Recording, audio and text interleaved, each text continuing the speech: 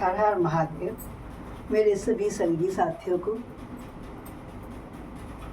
शिव महापुराण में स्वागत है। गजाननं भूतगणादिसेवितं कात्यायनीजम्बूफलचारुभक्षणं उमासुतं शोकविनाशकारकं नमामि विघ्नेश्वरपादपङ्कजं नीलाम्बुजश्यामलकोमलाङ्गं सीतासमारोपितवाम्बभागं पाणो महासायकचारुचापं नमामि रामं रघुवंशनाथं कर्पूरगौरं करुणावतारं संसारसारं भुजगेन्द्रहारं सदा वसन्तं हृदयारविन्दे भवं भवानी सहितं नमामि। त्वमेव माता च पिता त्वमेव बन्धुश्च सखा त्वमेव विद्या द्रविणं त्वमेव सर्वं मम देव। गुरु ब्रह्मा गुरु विष्णु गुरुदेव महेश्वर गुरु साक्षात् परब्रह्म तस्मै श्री गुरुवे नमः। आनंदी आनंद कर सब संकट दूर, जो सेवक शरण पड़े सदा रहे भरपूर। तुम दाता हम मांगता दिया तुम्हारी खाए, तुम ऐसी दाता माता छोड़ और किस दर जाए। सदा भवानी दाहिनी सिद्धि करे गणेश, पंचदेव रक्षा करे ब्रह्मा विष्णु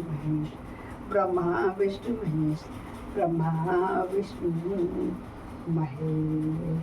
तो शंकर भगवान की जय हो। सभी लोगों को हैप्पी कृष्ण जन्माष्टमी। आप लोगों ने कैसे सेलिब्रेट किया जरूर मुझे बताइएगा कमेंट में, मैं भी आप लोगों को बताऊंगी। आइए 2 मिनट कृष्ण का नाम ले लें। गोविंद जय जय गोपाल जय जय गोविंद जय जय गोपाल जय जय राधा रमण हरि गोविंद जय जय राधा रमण हरि गोविंद जय। गोविंद बोलो हरि गोपाल बोलो, गोविंद बोलो हरि गोपाल बोलो बोलो राधा रमण हरि गोविंद बोलो, राधा रमण हरि गोविंद बोलो। हरे राम की जय जय श्यामा की जय जय, राम की जय जय श्यामा की जय जय। सीता राधा रुक्मणी की जय जय, सीता राधा रुक्मणी की जय जय। गोविंद जय जय गोपाल जय जय गोविंद जय जय गोपाल। हरे राम राम राम हरे हरे, हरे कृष्णा कृष्ण कृष्ण हरे हरे। बोलो कृष्ण कन्हैया लाल की। आइए भक्तों, हम अपनी शिव कथा को शुरू करते हैं, जो कैसी है इसको श्रवण कर मिट जाते हैं जन्म जन्म के पाप। यही है शिव शंकर कथा, यही है भोले बाबा कथा। हर जिसे श्रवण कर मिट जाती है,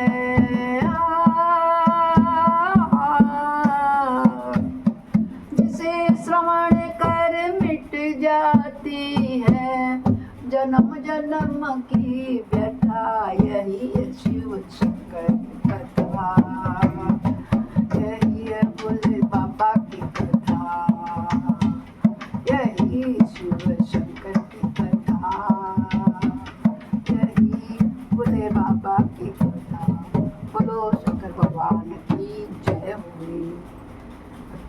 आज हम सुनेंगे यज्ञ दत्त कुमार को भगवान शिव की कृपा से कुबेर पद की प्राप्ति हुई और उनकी भगवान शिव के साथ कैसे मैत्री हो गई। इसमें हमारे 2-3 अध्याय एक साथ हैं, ध्यान लगा के सुनिएगा, बड़ी श्रद्धा और भक्ति से सुनिए, आनंद आएगा, पुण्य के भागी बनेंगे। सूत जी महाराज कहते हैं, कौन है ये सूत जी महाराज?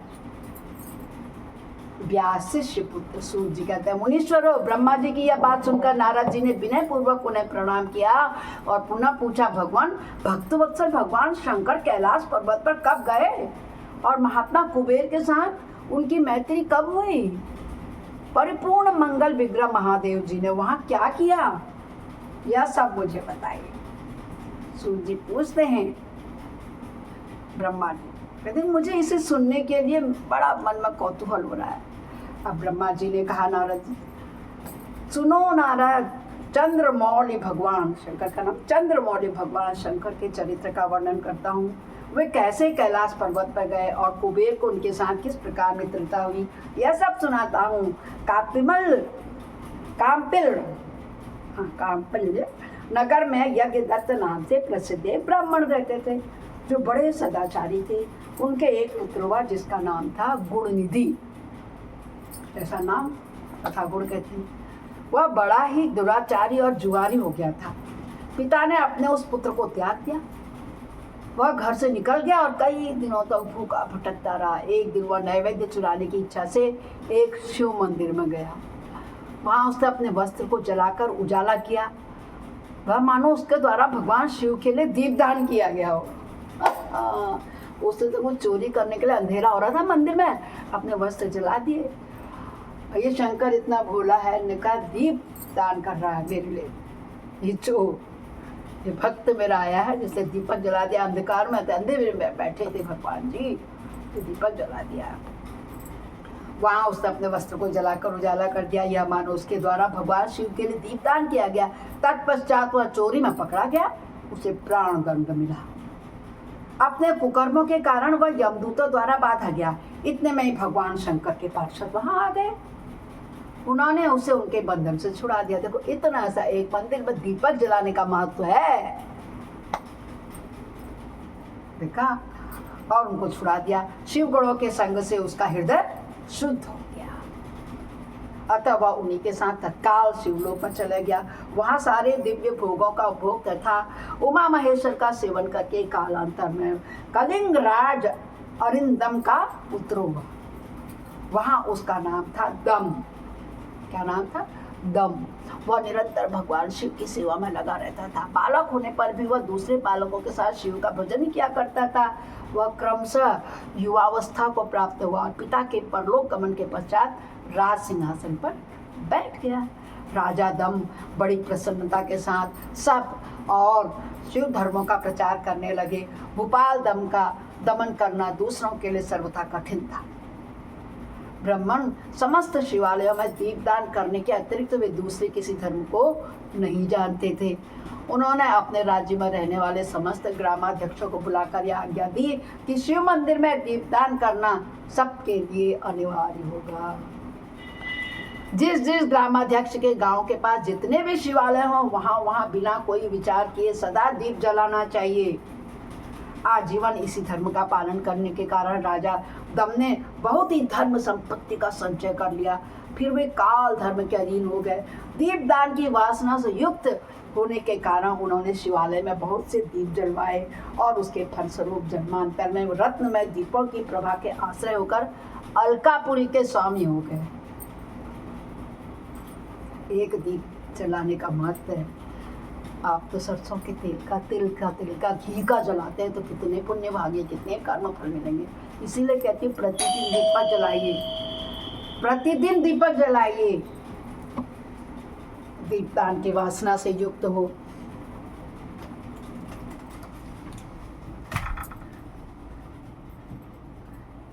बड़ी धर्म संपत्ति का संचय कर लिया। फिर वे काल धर्म के अधीन हो गए। दीपदान की वासना से युक्त होने के कारण उन्होंने शिवालय में बहुत से दीप जलवाया और उसके फलस्वरूप जन्मांतर में रत्नमय दीपक की प्रभा के आश्रय होकर अलकापुरी के स्वामी हुए। इस प्रकार भगवान शिव के लिए किया हुआ थोड़ा सा भी पूजन या आराधना समयानुसार महान फल देता है। ये इसका उद्देश्य हमें जो समझा रहा है, जो मैं इतने महीने भर से आपको बता रही हूँ, उसका एक कारण यही है। ऐसा जानकर उत्तम सुख की इच्छा रखने वाले लोगों को शिव का भजन अवश्य करना चाहिए। वह दीक्षित का पुत्र जो सदा सब प्रकार के अधर्मों में ही रचा पचा रहता था, दैवयुग से शिवालय में धन चुराने के लिए गया। उसने स्वार्थवश अपने कपड़े को दीपक की बत्ती बना करके उसके प्रकाश से शिवलिंग के ऊपर का अंधेरा दूर कर दिया। इस सत्कर्म के फलस्वरूप वह कलिंग देश का राजा हुआ। अभी सुना ना आपने यहाँ पर। फिर दीप की वासना का उदय होने से शिवालय में दीप जलवार का उसने यह दिक्पाल का पद पा लिया। हम लोग क्या जब भी क्या आरती पूजा कोई भी पूजा पाठ की जाती है, नया गृह प्रवेश होता है, तो ये दिक्पाल का दिया जरूर जलवाते हैं पंडित जी, आटे में या बड़े दीपक में। कहते हैं जाकर के रखाओ चौराहे पे, जहाँ से 4 रास्ते हों, फ्लैटों में भी जहाँ से 4 को 4 है वहाँ रख दो। अभी तक ये कारण है, पता लगा आप लोगों को आज दिक्पालों के लिए। दिक्पाल की पदवी पाकर जिसका यह मानव धर्मा प्राणी इस समय यहाँ उपभोग कर रहा है, तात या तो उसके पर शिव के संतुष्ट होने की बात बताई गई। अब एक चित्त होकर यह सुनो कि किस प्रकार सदा के लिए उसकी भगवान शिव के साथ मित्रता हो गई। मैं इस प्रसंग का तुमसे वर्णन करता हूँ। नारद, पहले के पाद्म कल्प की बात है। मुझे ब्रह्मा के मानस पुत्र पुलस्त से विश्रवा का जन्म हुआ और विश्रवा के पुत्र है श्रवण। कौन? वैश्रवण कुबेर का नाम है। कुबेर हुए। उन्होंने पूर्व काल में अत्यंत उग्र तपस्या के द्वारा त्रिनेत्रधारी महादेव की आराधना करके विश्वकर्मा की बनाई हुई इस अलकापुरी का उपयोग किया। उपभोग करने के बाद जब वह कल्प व्यतीत हो गया और मेघ वाहन कल्प प्रारंभ हुआ, उस समय वह यज्ञदत्त का पुत्र जो प्रकाश का दान करने वाला था, कुबेर के रूप में अत्यंत दुस्सह्य तपस्या करने लगा। कुबेर से भी ज्यादा बड़ी तपस्या करने लगा। वो दीपदान से मिलने वाली शिव भक्ति के प्रभाव को जानकर वह शिव की चित प्रकाशिका काशिकापुरी में गया और अपने चित्त रूपी रत्नमय प्रदीप से 11 रुद्रों को उद्बोधित करके अनन्य भक्ति रुद्रों को उद्बोधित करके अनन्य भक्ति एवं स्नेह से संपन्न हुआ। तन्मयता पूर्वक शिव के ध्यान में मगन हो निश्चल भाव से बैठ गया। जो शिव की एकता का महान पात्र है, ये शिव जी के पूजन का पाठ का ध्यान किया। तप रूपी अग्नि से बड़ा हुआ काम क्रोधादि महाविघ्न रूपी पतंगों के आघात से शून्य, प्राण निरोध रूपी वायु शून्य स्थान में निश्चल भाव से प्रकाशित है। निर्मल दृष्टि के कारण स्वरूप से भी निर्मल है तथा सद्भाव रूपी पुष्पों से जिसकी पूजा की गई है। ऐसे शिवलिंग की प्रतिष्ठा करके वह तब तक तपस्या में लगा रहा जब तक उसके शरीर में केवल अस्थि और चर्म मात्र ही अवशिष्ट नहीं रह गया। इतना चिरकाल तक उसने तपस्या की होगी। तो इस प्रकार उसने 10,000 वर्षों तक तपस्या की। तदंतर विशालाक्षी पार्वती देवी के साथ भगवान विश्वनाथ कुबेर के पास आए। कुबेर के पास शंकर भगवान आए। उन्होंने प्रसन्न चित्त से अलकापति की ओर देखा। वे शिवलिंग में मन को एकाग्र करके ठूठे काट के भांति स्थिर भाव से बैठे थे। कुछ था ही नहीं शरीर में, हड्डियां थी, हड्डियों के परमांश चिपका हुआ था। भगवान शिव ने उनसे कहा, अलकापते, मैं वर देने के लिए उद्यत हूं, तुम अपना मनोरथ बताओ। यह वाणी सुनकर तपस्या के धनी कुबेर ने जो ही आंखें खोल कर देखा, त्यों ही उमा वल्लभ भगवान श्रीकंठ सामने खड़े हुए थे। बोलो शंकर भगवान की जय हो। वे उदय काल के सहस्त्रों सूर्यों से भी अधिक तेजस्वी थे। उनके मस्तक पर चंद्रमा अपनी चांदनी बिखेर रही थी। भगवान शंकर के तेज से उनकी आंखें चौधिया गई। उनका तेज प्रतहित हो गया और वे नेत्र बंद करके मनोरथ से भी परे विराजमान देव देवेश्वर से शिव जी से बोले, आंखें नहीं खोल रहे हैं क्योंकि शिव रूप को बंद कर लूं, अपने चित्त में रख लूं। क्या बोले? नाथ, मेरे नेत्रों को वह दृष्टि शक्ति दीजिए जिससे आपके चरण बिंदों का मुझे दर्शन हो सके। स्वामीन, आपका प्रत्यक्ष दर्शन हो, यही मेरे लिए सबसे बड़ा वर है। ईश, दूसरे किसी वर से मेरा क्या प्रयोजन है। चंद्रशेखर, आपको नमस्कार। चंद्रशेखर, चंद्रमा को धारण करने वाले, शंकर का नाम है। कुबेर की यह बात सुनकर देवाधिदेव उमापति ने अपने हथेली से उनका स्पर्श किया, उन्हें देखने की शक्ति प्रदान की। दृष्टि सहित मिल जाने पर यज्ञदत्त के उस पुत्र ने आंखें फाड़ फाड़ कर पहले उमा की ओर देखना प्रारंभ किया। वह मन ही मन सोचने लगा, भगवान शंकर के समीप यह स्वर्ग सुंदरी कौन है? इससे कौन सा ऐसा तप क्या होगा जो मेरी भी तपस्या से बढ़ गया? या रूप या प्रेम या सौभाग्य या असीम शोभा, सभी अद्भुत है। पार्वती माँ का वह ब्राह्मण कुमार बार बार यही कहने लगा। जब बार बार यही कहता हुआ वह क्रूर दृष्टि से उनकी ओर देखने जाग गई कामना वासना, तब वामा के अवलोकन से उसकी बाई आंख फूट गई।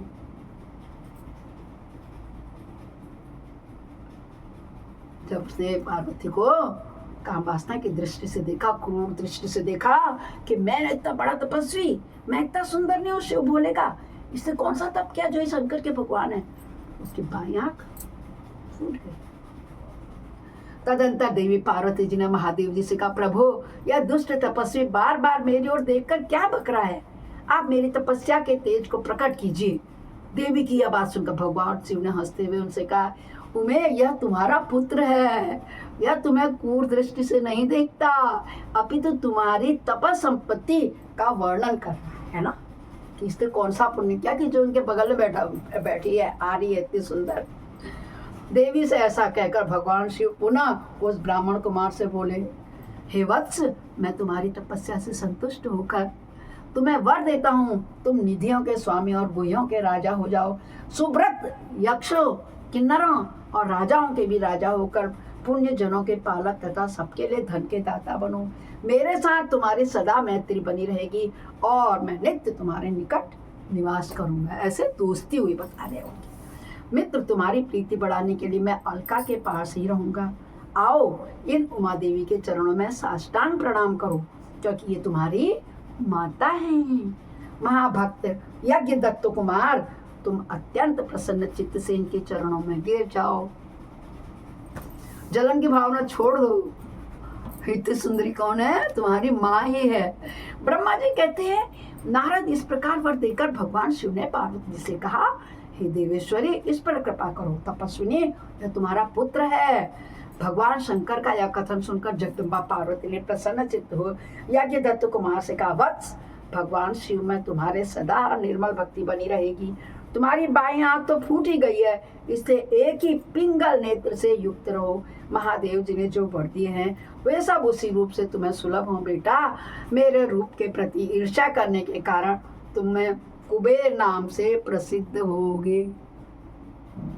बैरी कुबेर वो ईर्ष्या कर रहे थे ना इतनी सुंदरी करके, अब उनका नाम कुबेर दे दिया, किसका? यज्ञदत्त का। इस प्रकार कुबेर को वर देकर भगवान महेश्वर पार्वती देवी के साथ अपने विश्वेश्वर धाम में चले गए। इस तरह कुबेर ने भगवान शंकर की मैत्री प्राप्त की और अलकापुरी के पास जो भी कैलाश पर्वत है वह भगवान शंकर का निवास हो गया। बोलो शंकर भगवान की जय होवे। जय जय श्री शंकर भगवान।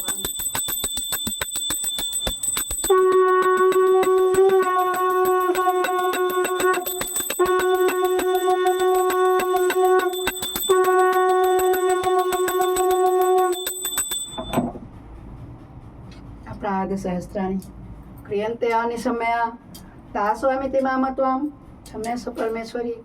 आवाहनं न जानामि विसर्जनं पूजां च न जानामि क्षम्यतां परमेश्वरी।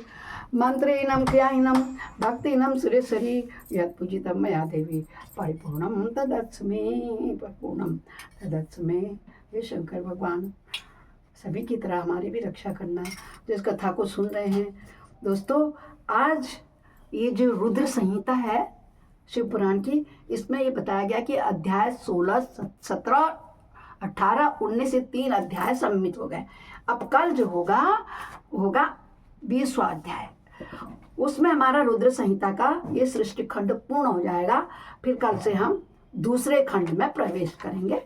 कल हम सुनेंगे भगवान शिव का कैलाश पर्वत पर गमन और सृष्टि खंड का उपसंहार। जन्मे है आज कन्हैया, बाजे है आज बधैया, बाजे है आज बधैया, बाजे है आज बधैया। बोले कृष्ण कन्हैया लाल की जय। Happy Janmashtami again.